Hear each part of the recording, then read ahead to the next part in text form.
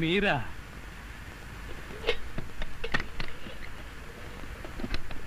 అదేంటి తలుపేస్తున్నారేంటి? ఇప్పుడు ఇక్కడ రేప్ జరగబోతుంది. నా రూమ్ లో రేప్ జరగబోతుందా? ఎవరు చేయబోతున్నారు? నేనే. ఎవరిని చేయబోతున్నారు? నిన్నే. ఏమండి, ఇది చాలా అన్యాయం.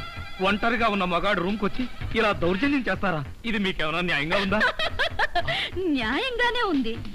ఇప్పుడు గనక మీరు మన పెళ్లికి ఒప్పుకోకపోయారంటే నా జుట్టు లేని పీక్కుని, నా బట్టలు లేని చింపుకుని రక్షించండి రక్షించండి అని గట్టిగా అరుస్తాను. అప్పుడు బయటున్న జనం అంతా వచ్చి మీరు నన్ను నిజంగానే రేప్ చేస్తున్నారు అనుకుని మిమ్మల్ని కాయమా కింద కొట్టి తలా ఒక కేజీ ఎత్తుకుపోతారు. అరవనా?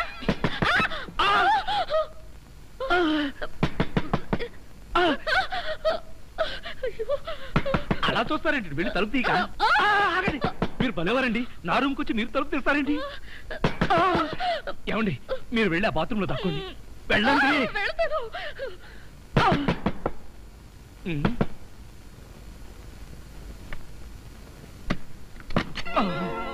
ఏమిట్రా 7 గంటలు కూడా కాలేదు, తలుపేసుకుని లోపల ఏం చేస్తున్నావు?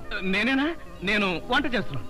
నేను వచ్చిన తర్వాత కూడా వంట ఏం చేసావు గానీ ఎక్కడికైనా బయటికి వెళ్ళి మంచి హోటల్లో శుభ్రంగా తిని ఏదైనా సినిమా చూద్దాం పద. అంటే నేను వస్తాను. నువ్వా? నేనే. నువ్విక్కడికి వచ్చావేంటి? ఎందుకేంటి, మేమిద్దరం ప్రాణ స్నేహితులం. ప్రాణానికి ప్రాణంగా తిరిగాం, పెరిగాం, పరిగెత్తాం. అవును, ఈ అమ్మాయి ఇంతకు ముందే తెలుసా? తెలియకపోవడం ఏంట్రా, ఆ అమ్మాయి నా కాలేజ్ మేట్. అవును, నువ్విక్కడ? నేను రాజాని మనస్ఫూర్తిగా ప్రేమిస్తున్నాను. Very good, very good. కానీ ఈయన నన్ను ప్రేమించడం లేదు. Very bad, very bad. ఒరే, మంజు అంటే ఎవరనుకున్నావు? మా కాలేజీకే బ్యూటీ. ఏంటి అమ్మాయ? దీన్ని బట్టి అర్థమవుతుంది మీ కాలేజ్ స్టాండర్డ్ ఏమిటో. నార్మీ, ఆ అమ్మాయి ఓర చూపు కోసం కాలేజీలో అబ్బాయిలందరూ క్యూలో నిలబడి ఉంటారు. అలాంటి అమ్మాయి ప్రేమిస్తే కాదంటావా? కాదనకూడదనే నా ఉద్దేశం. కానీ ప్రేమించి ఏం చేయమంటావరా? నాకేమన్నా ఉద్యోగమా సద్యోగమా? మంజుని ఎలా పోషించను? ఉద్యోగం సంగతి పక్కన పెట్టు, దానంతట అదే వస్తుంది.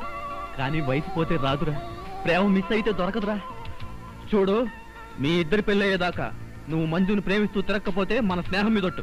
సతీష్, తప్పదంటావా? తప్పదు. చూడు, ఈ లుంగితో నేను ఇలాగే వస్తే చూసే వాళ్ళందరూ నేను మీ ఇద్దరికి పని మనిషి అనుకుంటారు. మార్చుకుని వస్తాను. మంజు, నేను చాలా పేదవాడిని. కష్టపడి చదువుకున్నా సరైన ఉద్యోగం రాలేదు.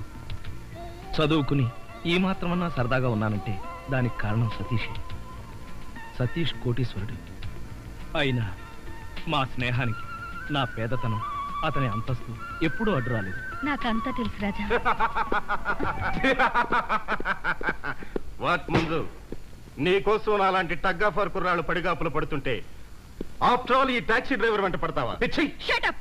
రాజా, ప్రేమించడానికి టాక్సీ డ్రైవర్ అని, టాటా బిర్లా మనోడని హోదాలు ఎవరు చూసుకోరు. ఆహా, మరి ఇతనితో పెళ్లికి కోటీశ్వరుడైన మీ నాన్న ఒప్పుకుంటాడా? ఎవరు ఒప్పుకున్నా ఒప్పుకోకపోయినా మా పెళ్లి జరిగి తీరుతుంది. ఎలా? లేపుకుపోయి దొంగ పెళ్లి చేసుకుంటావా? లేపుకుపోతానో దొంగ పెళ్లి చేసుకుంటానో నీకు అనవసరం.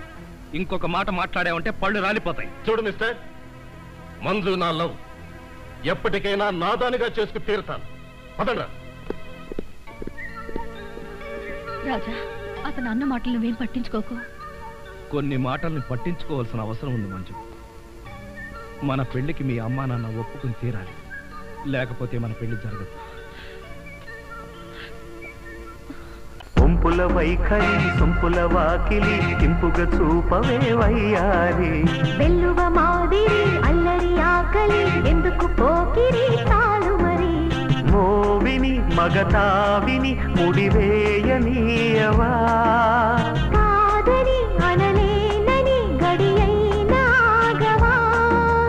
అదుపు పొదుపు లేని ఆనందం కావాలి.